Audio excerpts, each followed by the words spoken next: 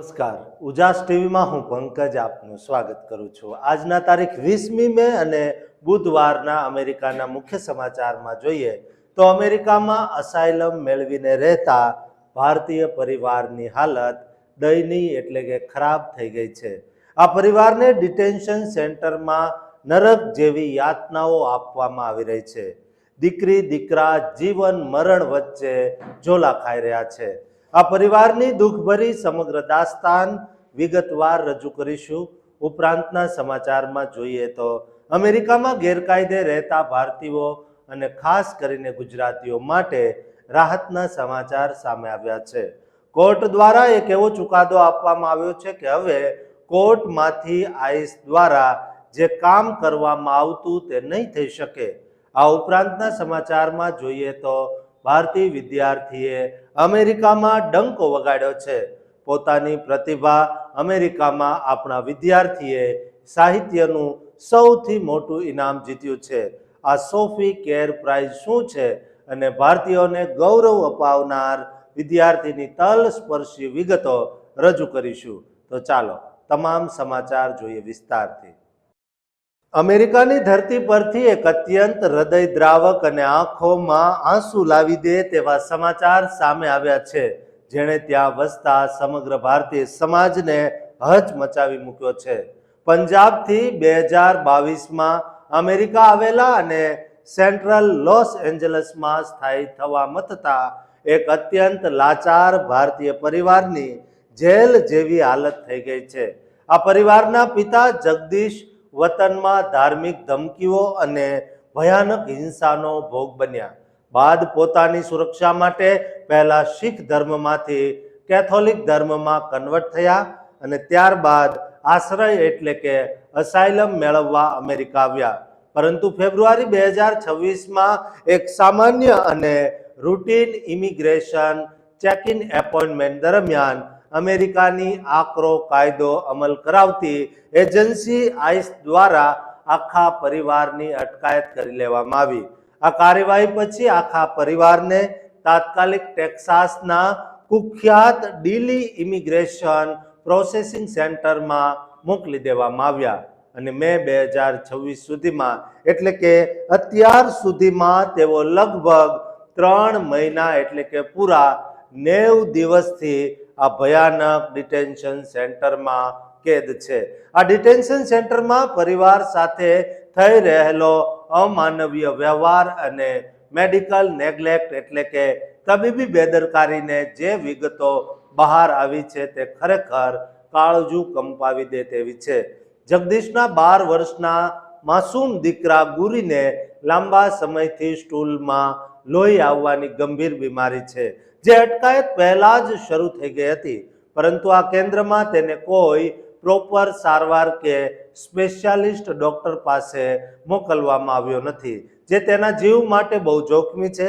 તેની 11 વર્ષની દીકરી મનપ્રીત ત્યાંનું નળનું દૂષિત પાણી પીવાથી વારંવાર ઉલટીઓ કરી રહી છે અને મોંઘી બોટલનું પાણી આપ્યા પછી જ તેને થોડી રાહત થઈ હતી। એટલું જ નહીં, આ માસૂમ દીકરીનો જન્મદિવસ પણ આ જેલ જેવી ભયાનક જગ્યાએ જ મનાવવો પડ્યો હતો। બાળકોની માતા ગુરવિંદર પહેલેથી જ ડાયાબિટીસ અને આર્થરાઇટિસની ગંભીર બીમારીથી પીડિત છે, પણ અહીં સમયસર દવાઓ અને સારવાર ન મળવાના કારણે તેમની સ્થિતિ અત્યંત દયનીય બની ગઈ છે। અસહ્ય દુખાવાના કારણે તેમનું હલનચલન પણ મુશ્કેલ બની ગયું છે અને તેમના નાના બાળકો તેમની સંભાળ રાખી રહ્યા છે। આ સેન્ટરમાં 24 કલાક લાઇટો ચાલુ રાખવામાં આવતી હોવાથી પરિવાર વ્યવસ્થિત ઊંઘી પણ શકતો નથી। આ કેદના કારણે બંને બાળકો અત્યંત ડિપ્રેશન અને ચિંતાનો ભોગ બન્યા છે। શાકાહારી હોવાથી મંગળવાર અને ગુરુવારે વેજીટેરિયન ફૂડના ઓપ્શન ન મળવાના કારણે આ માસૂમ બાળકોએ ભૂખ્યા રહેવું પડે છે અને તેમનું શિક્ષણ પણ સંપૂર્ણ બરબાદ થઈ ગયું છે। આ ભયાનક વાસ્તવિકતા ત્યારે દુનિયા સામે આવી જ્યારે બાળકોના પ્રખ્યાત એજ્યુકેટર અને યુટ્યુબર મિસ રેચેલે આ ડીલી સેન્ટરની મુલાકાત લીધી અને આ પરિવારને મળીને તેમની જેલ જેવી સ્થિતિ જોઈ। સમગ્ર દુનિયા સમક્ષ આ પરિવારને મુક્ત કરવાની ભાવનાત્મક અપીલ કરી હતી. કારસેવિક નામની ખાનગી સંસ્થા દ્વારા ચલાવવામાં આવતું આ સેન્ટર ટ્રમ્પ પ્રશાસનની કડક ફેમિલી ડિટેન્શન નીતિ હેઠળ ફરી શરૂ કરાયું છે. ધ ગાર્ડિયન અને ન્યૂયોર્કરના વિગતવાર રિપોર્ટ મુજબ આ કેન્દ્રમાં હજારો પરિવારો અત્યંત ખરાબ ખોરાક, શ્વાસની બીમારીઓ અને માનસિક ત્રાસનો સામનો કરી રહ્યા છે. જગદીશનું આ વક્તવ્ય દરેક પિતાના હૃદયને ચીરી નાખે તેવું છે. હું મારો જીવ બચાવવા અહીં આવ્યો હતો, પણ મેં મારા જ પરિવારની જિંદગી નરક બનાવી દીધી. આ કિસ્સો સાબિત કરે છે કે વિદેશ જવાની ઘેલછા ક્યારેક આખા પરિવારને ક્યાં લાવીને ઊભી રાખે છે. દોસ્તો, તમે પણ ભારતથી અમેરિકા જવાના હો અથવા તો અમેરિકામાં અસાઇલમ માટે મહેનત કરી રહ્યા હો તો તેમને આ વિડીયો શેર કરજો અને કહેજો કે અમેરિકામાં રહેવું હવે કાયદેસર સિવાય કોઈ ઓપ્શન નથી. જો ગેરકાયદે રહેતા હો તો તમારી સાથે પણ આવું થઈ શકે છે. દોસ્તો, આ ચેનલને સબસ્ક્રાઇબ કરવાનું પણ ચૂકતા નહીં. અમેરિકામાં વસતા અનડોક્યુમેન્ટેડ ઇમિગ્રન્ટ્સ અને ખાસ કરીને આપણા ગુજરાતી સમાજ માટે ન્યૂયોર્કની ઇમિગ્રેશન કોર્ટમાંથી એક બહુ જ મોટા અને રાહત આપનારા સમાચાર સામે આવ્યા છે, જેણે ભારે ચર્ચા જગાવી છે. ટ્રમ્પ સરકાર દ્વારા કોર્ટ્સમાંથી મોટી સંખ્યામાં લોકોની ધરપકડ કરવામાં આવી રહી છે. તેવા કપરા સમયે સોમવારે એક ફેડરલ જજે આપેલા કડક આદેશમાં ન્યૂયોર્કની ઇમિગ્રેશન કોર્ટમાંથી કોઈની પણ ધરપકડ કરવા પર સખત નિયંત્રણો મૂકી દેવાયા છે. હજુ ગયા વર્ષે જ મેનહટનમાં આવેલા 26 ફેડરલ પ્લાઝામાં આઈસ એટલે કે આઈસીઈમાં હાજરી આપવા આવતા કે પછી કોર્ટની મુદતમાં હાજર રહેતા લોકોની સાથે એજન્ટો દ્વારા સરા જાહેર ઝપાઝપી કરી તેમને પકડી લેવામાં આવ્યા હતા, જેના કારણે ભારે હોબાળો મચ્યો હતો. આ આખી ઘટનામાં મેનહટનની એટર્ની ઓફિસે ફેડરલ જજ પી કેવિન ગેસ્ટલને એક મહત્વનો લેટર મોકલ્યો હતો, જેમાં જણાવાયું હતું કે તેમણે ડિપાર્ટમેન્ટ ઓફ હોમલેન્ડ સિક્યોરિટીના પોલિસી મેમોને સમજવામાં બહુ મોટી ભૂલ કરી હતી, જેના લીધે ઇમિગ્રેશન કોર્ટમાંથી નોન સિટીઝન્સની ખોટી રીતે અટકાયત કરવામાં આવી હતી. આ લેટર મોકલાયાના 2 મહિના બાદ કોર્ટે આખરે ચુકાદો આપ્યો છે કે ન્યૂયોર્કની કોર્ટમાંથી કોઈ ઇલીગલ ઇમિગ્રન્ટ્સની ધરપકડ નહીં થઈ શકે.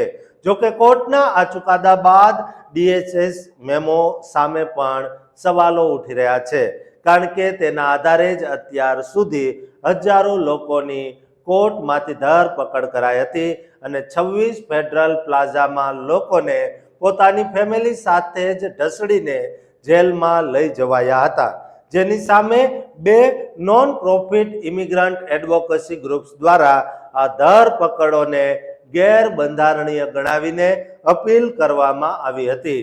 વર્ષ 2025માં સ્થિતિ એટલી હદ સુધી બગડી ગઈ હતી કે ધરપકડથી બચવા માટે ઘણા અનડોક્યુમેન્ટેડ ઇમિગ્રન્ટ્સે કોર્ટમાં જવાનું જ બંધ કરી દીધું હતું અને આમ કરનારા અમુક લોકોના તો રિમૂવલ ઓર્ડર પણ ઇસ્યુ થઈ ગયા હતા.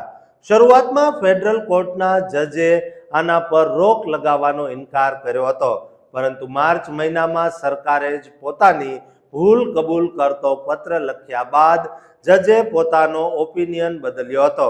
અત્રે ઉલ્લેખનીય છે કે ન્યૂયોર્કવાળા કેસમાં ફેડરલ કોર્ટે આપેલો આ ઓર્ડર 26 ફેડરલ પ્લાઝા ઉપરાંત મેનહટનમાં આવેલી 201, વેરિક સ્ટ્રીટ અને 290 બ્રોડવેની કોર્ટ્સ પર જ લાગુ પડશે. એટલે કે આ આદેશ દેશની અન્ય કોર્ટ્સ પર લાગુ નથી પડતો અને અમેરિકાના ખાસ કરીને રિપબ્લિકન રાજ્યોમાં આ ધરપકડની કવાયત હજુ પણ ચાલુ જ છે. આ પરિસ્થિતિના કારણે આપણા ગુજરાતીઓની વાત કરીએ તો જેમની આઈસમાં જવાની કે પછી કોર્ટની તારીખ નજીક આવી રહી છે તેઓ હવે ચિંતામાં વકીલોની આગળ પાછળ ફરતા થઈ ગયા છે. વકીલો પણ હવે સ્પષ્ટ કહી રહ્યા છે કે જો રિપબ્લિકન સ્ટેટમાં આઈસમાં તારીખ ભરવા જવાનું હશે તો પકડાવાના 50% ચાન્સ છે. આ ઉપરાંત હાજરી પુરાવા જનારા ઘણા લોકોને પગમાં GPS ટ્રેકર પણ પહેરાવવામાં આવી રહ્યા છે, જેનાથી એડ્રેસ સહિતની લેટેસ્ટ માહિતી મેળવીને તેમના લોકેશન પર આઈસના એજન્ટ્સ ગમે ત્યારે તપાસ કરવા પહોંચી જાય છે. મે 2025માં ટ્રમ્પ સરકારે આઈસના એજન્ટ્સને રોજના 3000 ઇમિગ્રન્ટ્સને એરેસ્ટ કરવાનો ટાર્ગેટ આપ્યો હતો અને ઓગસ્ટ 2025માં જ્યારે આ મામલો કોર્ટમાં ગયો ત્યારે દાવો કરાયો હતો કે વર્ષોથી ફેડરલ ઓફિસર્સ ઇમિગ્રેશન કોર્ટ હાઉસમાંથી સિવિલ ઇમિગ્રેશન અરેસ્ટ કરવાથી દૂર રહ્યા છે, કારણ કે આનાથી નોન સિટીઝન્સ મેન્ડેટરી કોર્ટ પ્રોસિડિંગ્સને એટેન્ડ કરવાનું બંધ કરી દે છે. દોસ્તો, એપ્રિલ 2021માં આઈસે આવી કાર્યવાહી પર નિયંત્રણો મૂક્યા હતા, પરંતુ ટ્રમ્પના પ્રેસિડેન્ટ બન્યા બાદ સ્થિતિ તદ્દન બદલાઈ ગઈ હતી. ત્યારબાદ ભેદી સંજોગોમાં માર્ચ 2026માં સરકારે પોતાની ભૂલ સ્વીકારી અને ન્યુયોર્કની કોર્ટ્સમાંથી નોન સિટીઝનની ધરપકડ કરવા પર સ્ટે આવી ગયો છે, કારણ કે આવી જેટલી પણ ધરપકડ કરાતી હતી તેના માટે કોઈ સત્તાવાર અરેસ્ટ વોરંટ પણ હોતા નથી. દોસ્તો, ન્યુયોર્ક કોર્ટ દ્વારા અપાયેલો ચુકાદો દરેક ગુજરાતી માટે રાહતના સમાચાર જરૂર છે, જેથી કોર્ટમાં જતા ડરતા તમામ ગુજરાતીઓને આ વિડીયો શેર કરજો અને આ ચેનલને સબસ્ક્રાઇબ કરવાનું ચૂકતા નહીં. સાહિત્ય અને લેખન ક્ષેત્રે વૈશ્વિક સ્તરે ભારતનું નામ રોશન કરનારા એક અત્યંત આનંદદાયક અને ગૌરવશાળી સમાચાર અમેરિકાથી સામે આવ્યા છે. અમેરિકાના મેરીલેન્ડમાં આવેલી પ્રખ્યાત લિબરલ આર્ટ્સ કોલેજ વોશિંગ્ટન કોલેજની ભારતીય અમેરિકન વિદ્યાર્થીની જયા એસ બાસુએ અમેરિકાનો સૌથી પ્રતિષ્ઠિત સાહિત્યિક પુરસ્કાર સોફી કેર પ્રાઇઝ જીતીને એક નવો ઇતિહાસ રચી દીધો છે. આ એવોર્ડ અમેરિકામાં કોઈ પણ કોલેજ કક્ષાના વિદ્યાર્થીને અપાતો સૌથી મોટો સાહિત્યિક એવોર્ડ માનવામાં આવે છે અને આ વર્ષે આ એવોર્ડ પોતાના 59મા વર્ષમાં પ્રવેશી ચૂક્યો છે. આ વખતે આ પુરસ્કારની કુલ ઇનામી રકમ $86,702 રાખવામાં આવી હતી, જે રકમ સાહિત્ય જગતના અન્ય વિશ્વ પ્રસિદ્ધ પુરસ્કારો જેવા કે પુલિત્ઝર પ્રાઇઝ અને નેશનલ બુક એવોર્ડની સંયુક્ત રકમ કરતાં પણ વધારે છે, જે આ એવોર્ડના ભવ્ય કદ અને પ્રતિષ્ઠાનો જીવંત પુરાવો આપે છે. જયા બાસુ આ પ્રતિષ્ઠિત એવોર્ડ મેળવવા માટે દેશભરમાંથી પસંદ કરાયેલા અંતિમ 6 ફાઇનલિસ્ટોમાંથી એક હતી. જયા બાસુએ આ કઠિન સ્પર્ધા માટે જે સાહિત્યિક પોર્ટફોલિયો સબમિટ કર્યો હતો તેમાં તેની અસાધારણ અને અદ્ભુત લેખન ક્ષમતા જોવા મળી હતી. તેના આ પોર્ટફોલિયોમાં માત્ર કવિતાઓ જ નહીં, પરંતુ ફિક્શન, નોન ફિક્શન, નિબંધો અને અદ્ભુત નાટક લેખનનો પણ સમાવેશ થતો હતો. તેના સાહિત્યમાં બ્રહ્માંડને નિયંત્રિત કરનારા અને તમામ પદાર્થો પર અસર કરતા આકર્ષણના બળોની બહુ જ સુંદર અને દાર્શનિક રજૂઆત કરવામાં આવી હતી, જેને નિર્ણાયકોએ ખૂબ બિરદાવી હતી. પોતાની આ અદ્ભુત અને ઐતિહાસિક સફળતા અંગે વાત કરતા જયા બાસુએ જણાવ્યું હતું કે એક લેખક તરીકે મને જુદા જુદા વિષયોમાં ખેડાણ કરવાનો ભારે ગર્વ છે. હું સાહિત્યના દરેક ક્ષેત્રમાં હાથ અજમાવવા અને જેટલું બની શકે તેટલું નવું શીખવા માંગુ છું. મેં મારા પોર્ટફોલિયો દ્વારા એ દર્શાવવાનો સફળ પ્રયત્ન કર્યો છે કે કેવી રીતે સાહિત્યની અલગ અલગ શૈલીઓ વચ્ચેની રેખાઓને ભૂંસીને એક ઉત્કૃષ્ટ કૃતિ બનાવી શકાય છે.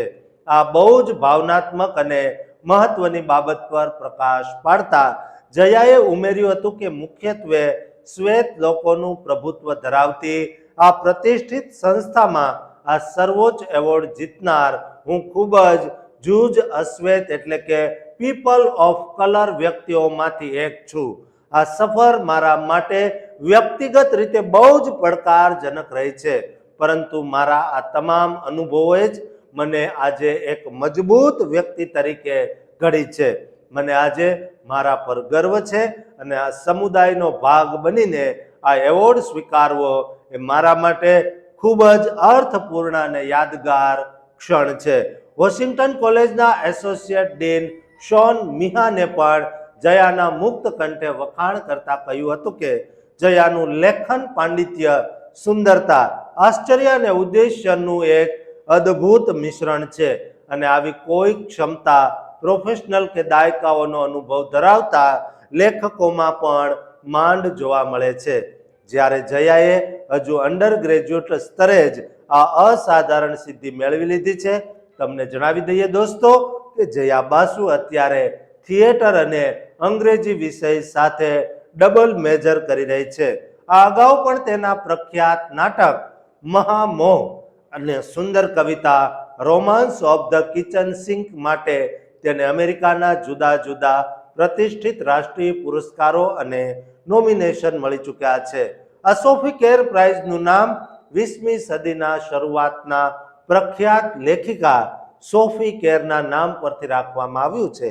તેમણે પોતાના વસિયતનામામાં કોલેજ માટે એક બહુ મોટી રકમ દાનમાં આપી હતી, જેની શરત એ હતી કે તેની વાર્ષિક આવકનો અડધો હિસ્સો દર વર્ષે સાહિત્ય ક્ષેત્રે તેજસ્વી ભવિષ્યની સંભાવના ધરાવતા ગ્રેજ્યુએટ થતા સ્ટુડન્ટને એવોર્ડ તરીકે આપવામાં આવે, પ્રોત્સાહિત કરવામાં આવે.